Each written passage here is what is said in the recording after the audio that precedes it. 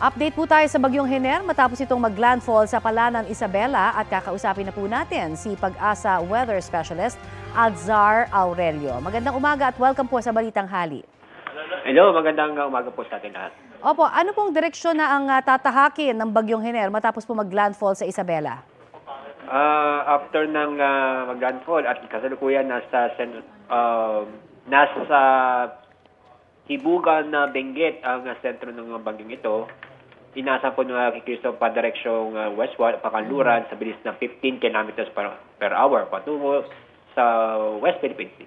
I see. Okay. Pero gaano ho karaming ulan ang dala ng Bagyong Hener? Particularly dito ho ba sa Metro Manila, parang magiging maulan din ho ang ating buong maghapon?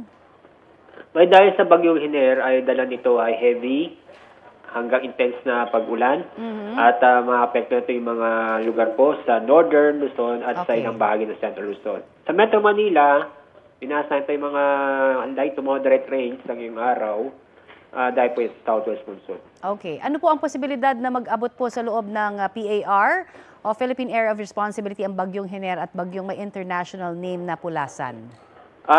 Ngayon, sa pinapakita na malabo pong mag-apang-abot itong dalawang bagyo at wala pong epekto ng Bugiwara effect. Sabihin na patuloy na itong lalayo, papunta sa China itong si Hener, ito naman si Pulasan na magiging Helen ay inaasang kikilos patungo sa may Japan po. Opo. Mamaya po ang alis ni Hener, ano?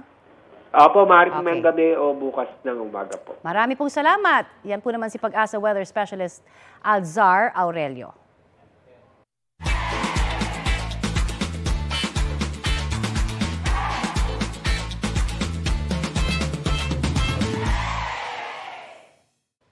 Kapuso, para sa mga maiinit na balita, mag-subscribe sa GMA Integrated News sa YouTube. Sa mga kapuso naman abroad, subaybayan nyo kami sa GMA Pinoy TV at sa www.gmanews.tv.